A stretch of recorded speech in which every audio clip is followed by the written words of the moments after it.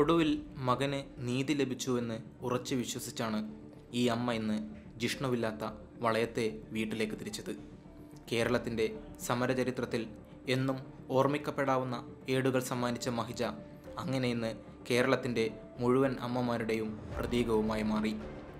5 ദിവസത്തെ ഐതിഹാസിക സമരത്തിന് ശേഷം തിരുവനന്തപുരത്ത് നിന്നും ബുധനാഴ്ച വൈകുന്നേരം 5:30 എത്തിയ മഹിജയെ കാണാൻ സ്ത്രീകളും കുട്ടികളും അടക്കമുള്ള വലിയൊരു നിര തന്നെയായിരുന്നു കോഴിക്കോട് റെയിൽവേ സ്റ്റേഷനിൽ കാത്തുനിന്നത്.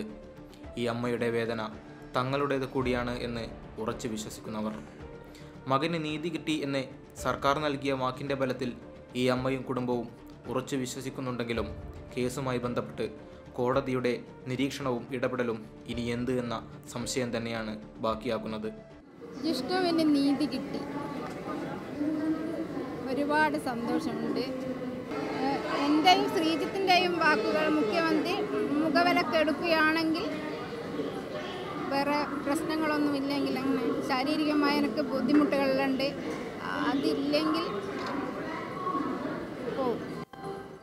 എങ്കിലും തന്നോടും തനിക്കൊപ്പം വീട്ടിൽ 5 ദിവസത്തോളം നിരാഹാരം ഇരുന്ന 10ാം ക്ലാസ്സുകാരി അവിഷ്ണയോടും സർക്കാർ വാക്കുപാലിക്കുമെന്ന് തന്നെയാണ് ഈ അമ്മ വിശ്വസിക്കുന്നത്. കാരണം ഇനിയൊരു ജിഷ്ണു പ്രണോയിമാരുടെ വേദന ഒരമ്മയ്ക്കും ഉണ്ടാവരുതെന്ന് മഹിജയ്ക്ക് നിർബന്ധമുണ്ട്. ആരൊക്കെ തള്ളിപ്പറഞ്ഞാലും കൂടെ എന്നും ഉണ്ടായിരുന്ന സഹോദരൻ ശ്രീജിത്തിൻ്റെ ശക്തി കൂടി അവസാന ശ്വാസം വരെ തനിക്കുണ്ടെങ്കിൽ ആർക്കും തങ്ങളെ തളർത്താനാവില്ലെന്നും മഹിജ വിശ്വസിക്കുന്നു. ശ്രീജിത്തിൻ്റെ കഴിവും പിടിച്ചിട്ടാണ് ഇതുവരെ എൻ്റെ പൊന്നാങ്ങള ഞങ്ങൾ ഒന്നിച്ചേ പോയിട്ടുള്ളൂ. അപ്പം ഈ കൈയും പിടിച്ചെന്നെ ഇനിയും ജിഷ്ണുവിൻ്റെ കാര്യത്തിന് വേണ്ടിയിട്ട് ഈ കൈയും പിടിച്ചെന്നെ പോകും.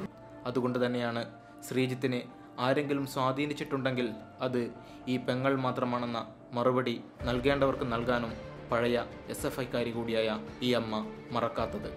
ശ്രീജിത്തിനെ സ്വാധീനിച്ചിട്ടുണ്ടെങ്കിൽ അത് ഈ പെങ്ങളല്ലാതെ വേറെ ആരും സ്വാധീനിച്ചിട്ടില്ല. ഈ പെങ്ങളെ വലയിൽ മാത്രമേ ശ്രീജിത്ത് കുടുങ്ങിയിട്ടുള്ളൂ.